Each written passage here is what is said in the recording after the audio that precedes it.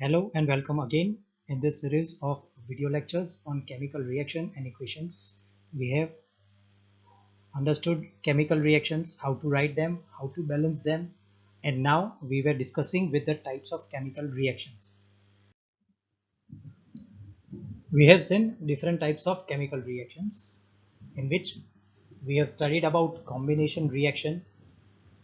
These reactions are reactions in which the reactants come together to form a single product. Then we studied about decomposition reaction where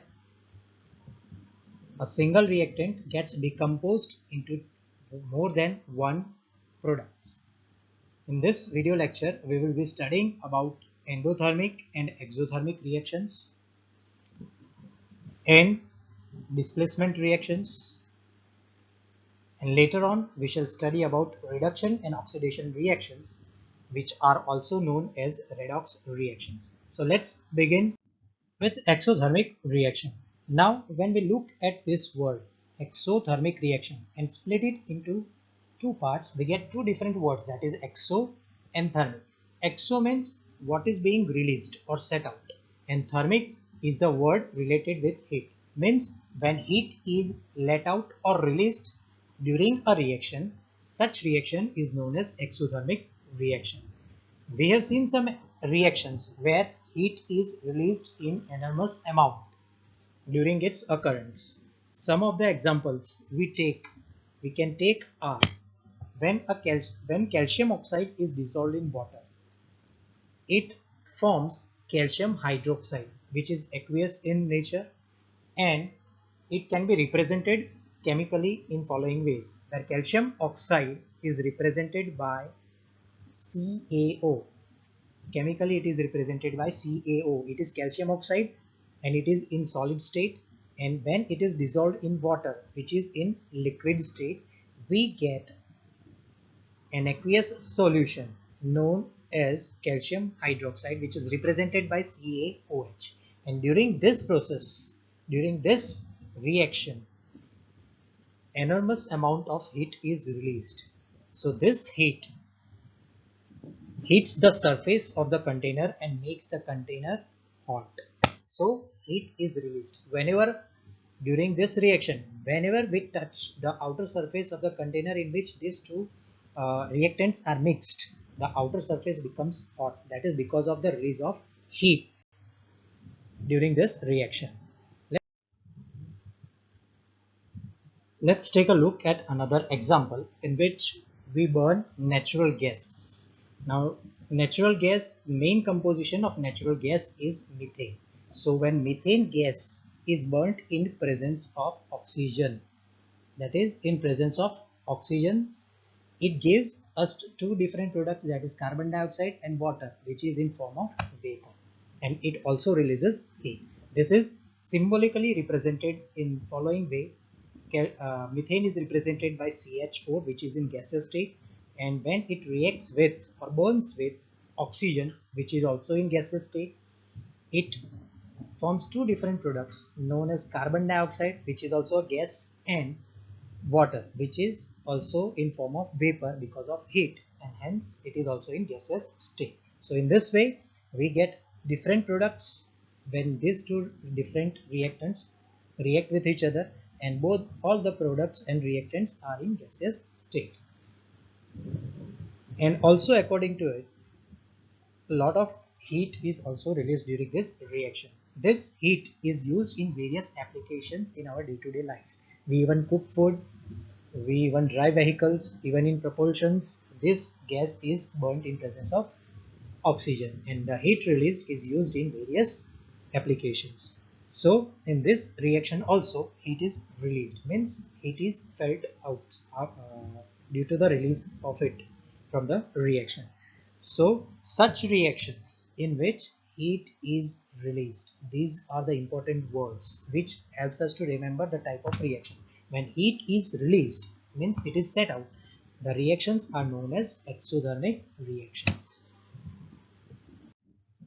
Now what are endothermic reactions? In it also, endo it also has two parts, endo and thermic. Thermic we all know it is about heat, and endo means it is absorbing, means letting it in, means absorbs. So let's take a look at endothermic reactions.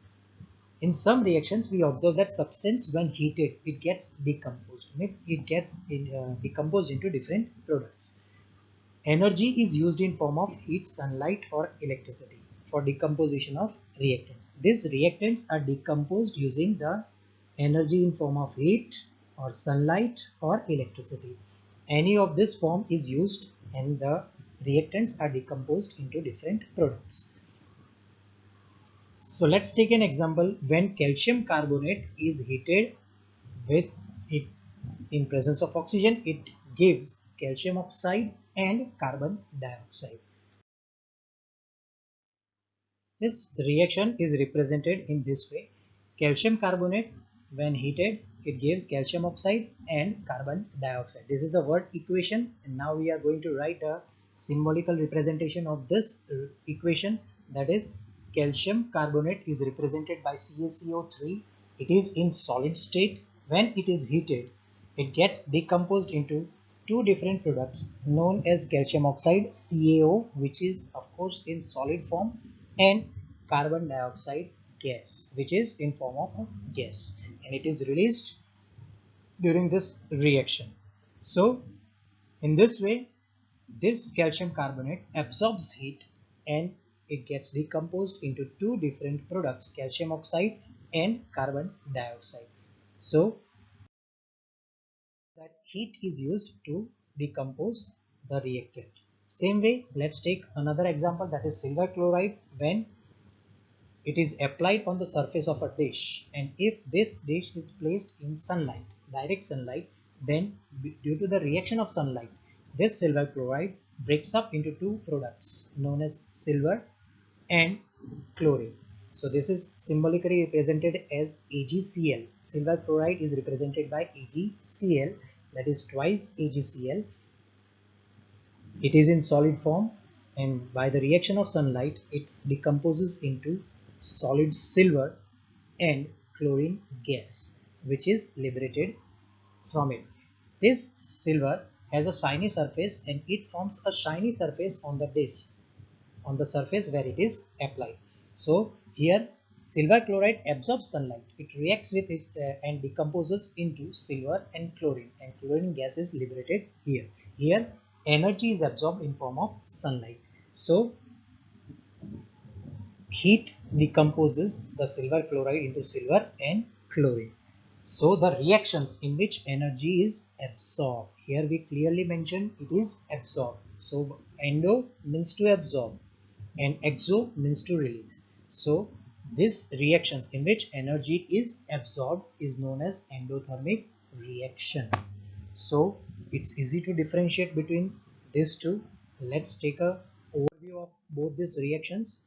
So in endothermic reaction, it absorbs energy in form of heat, sunlight or electricity, and it is also known as thermal decomposition because heat is used to decompose the reactant, and hence this word is important here. It is also known as thermal decomposition.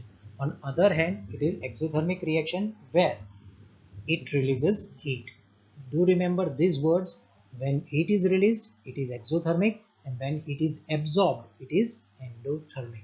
This is very important.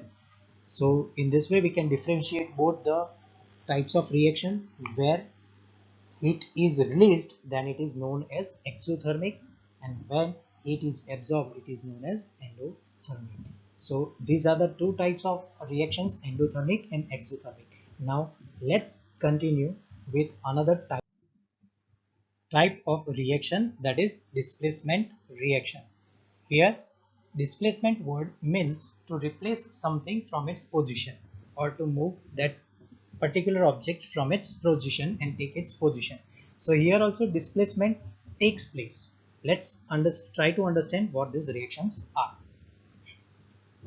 The reactions in which more reactive ion or element replaces the less reactive ion in the chemical compound. Suppose we have a chemical compound, and if the lesser reactive element or ion is replaced by more active ion, then it is known as displacement reaction. The displacement of ion depends on the reactivity of ions, that is how reactive the ions are present in chemical compound. Now what is the reactivity? So let's see, there is a reactivity series of metals defined which shows us the reactivity of metals. This series, the reactivity series is the series of metals listed in order of highest reactivity to the lowest reactivity. So how they react or how reactive they are, it is denoted by this series. So the higher reactive metal will replace the metal, the higher reactive metal will replace the metal with the lower reactivity in a chemical compound. So it is necessary to know the reactivity of a particular metal so that we can predict the reaction. So based on this concept, we shall try to understand another type of reaction. So this is the reactive series. Here various metals are listed and they are listed in the order of their reactivity, that is in the order of decreasing order of their reactivity.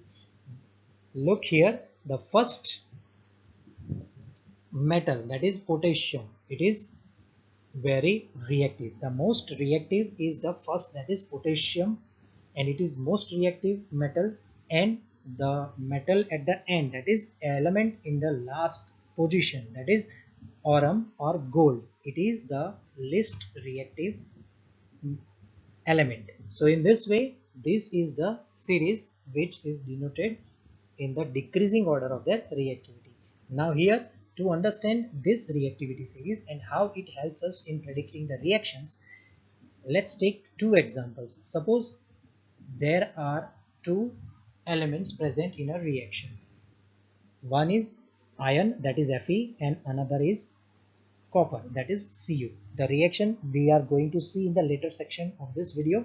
But now if these two elements are present, suppose we have the salt solution of copper, that is copper sulfate, and we have free iron element.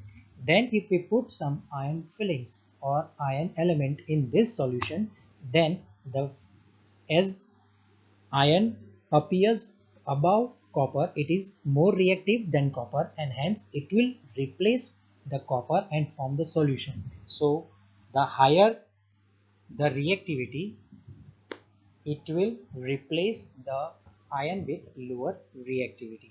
So that using this series we can predict particular reaction. So now let's take a look how it acts. But before, now let's understand what is displacement reaction. So when a more reactive element, as in our case it was ferrum, as we had seen in last slide, when more reactive element displaces less reactive element from its compound, means if less reactive element is present in form of compound, so it will be displaced by more reactive. Suppose we have copper sulfate, which is in which copper is less reactive than the ferrum, that is iron. So iron will replace copper from the solution and it will form a new compound, that is iron sulfate. Such reaction are known as displacement reaction. So when ions are displaced, these reactions are known as displacement reaction. Displacement reactions. These displacement reactions can be classified into two different categories. That is, one is single displacement reaction in which only one ion gets displaced, and double displacement reactions in which two ions are replaced by each other. Single displacement reaction. Suppose we have a chemical compound formed by AB and another compound which is C. It is present in form of an element. So when an element reacts with a compound and takes the place of another element in that compound, it is known as single displacement reaction. Here in this we have a compound which is formed by two elements, that is A and B, and another element which is in free state, that is C. Now if C has higher reactivity. That is, this has higher reactivity and A has lower reactivity. And what will happen? So, higher reactivity element will replace the lower reactivity element from the compound. That is, it will replace A and form a compound with B. So, in this way, we get a new compound which is formed by the higher reactive element C and the lower reactive element being released in the solution. So this way we get products in which the lower reactive element is displaced by the higher reactive element, and such type of reaction is known as single displacement reaction. Let's take an example to understand it. Suppose we put some iron nail or some iron substance in the copper sulfate solution, which is usually blue in color. Then what will happen? Right? So we observe that the blue color of copper sulfate solution, it turns into green color. Now why does this happen? This happens because copper sulfate, the ion which we have put in the copper sulfate solution, replaces the copper and takes the place and forms the solution iron sulfate, and hence the color of this solution changes from blue to green. So this changes appeared, but this process is symbolically method. We have copper sulfate solution which is blue in color, and we put some iron fillings which are solid particles. Small iron fillings means small iron dust, or we can put iron nail or blade. So what will happen? We have seen in the reactivity series that Fe, that is iron, is more reactive than copper. So ये ज़्यादा बलवान है, तो ये ज़्यादा reactive है, तो ज़्यादा ताकतवर है, तो ये ज़्यादा ताकतवर होने की वजह से, हायर रिएक्टिव होने की वजह से वो क्या करेगा? वो कॉपर को वहाँ से निकाल देगा. It will displace copper and form the solution with sulfate and form iron sulfate solution which will appear greener in color, and copper तो बेचारा अकेला हो जाएगा and it will be in the solution, and it will give a brown color to the iron fillings. It will be deposited on the iron substance. So in this way the higher reactive element will replace the lower reactive element, and as only one ion is displaced here, it is known as single displacement reaction. We have seen in the reactive series that the element which is more reactive will replace the element which is less reactive, and hence if we take a copper sulfate solution and if we put zinc in it or lead in it, then both these elements will replace copper because they are more reactive than copper, and hence copper sulfate solution will turn into zinc sulfate solution if zinc is added to it, and it will turn into lead sulfate solution if lead is added to the copper sulfate solution. So they replace copper as they are more reactive than copper. But what if element which is less reactive than other element is added to the solution? Suppose हमने ये copper sulphate solution जो लिया था उसकी जगह हम iron sulphate solution लेते हैं और उसके अंदर कॉपर डालते हैं, तो हमें पता है कि कॉपर वो आयरन से लेस रिएक्टिव है, इसलिए जो फेरस आयरन सल्फेट जो सॉल्यूशन बना था उसमें से कॉपर उस आयरन को रिप्लेस कर सकता नहीं है, और इसकी वजह से क्या होगा? There will be no reaction. So copper being less reactive will not be able to replace iron as it is more reactive. So there will be no reaction here. So in this case there will be no reaction as copper is less reactive than iron. So there will be no reaction. There will be no reaction because copper being low reactive, it cannot displace the iron in the iron sulfate. So इस तरह से more reactive element replaces the less reactive known as single displacement reaction. Now let's take a look at double displacement. Double means here दो होंगे, double का मतलब, तो यहाँ पर सिर्फ एक आयन नहीं चेंज होगा, दो आयंस इंटरचेंज होंगे। तो यहाँ पर क्या होता है, exchange of ion between reactants, exchange of ion between reactants. Suppose we have two different chemical compounds. One is AB, where it is made up of A and B. Both elements join together and form this compound. And another compound is CD. Here element C combines with D to form CD compound. So here both the ions will take place of each other. These are the reactants, and as reaction takes place, both ions takes place of each other, and as double ion are displaced, it is known as double displacement reaction.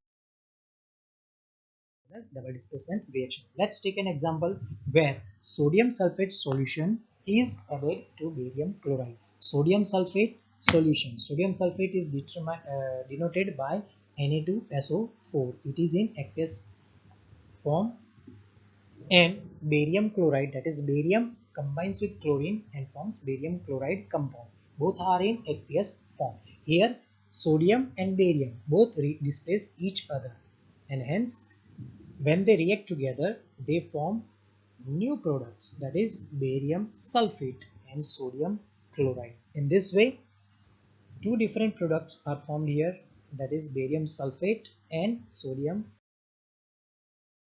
Products are formed because the ions are reacting and displacing each other and forming the combination with other parts. And in such way we get two different products. Such type of reactions are known as double displacement reactions. So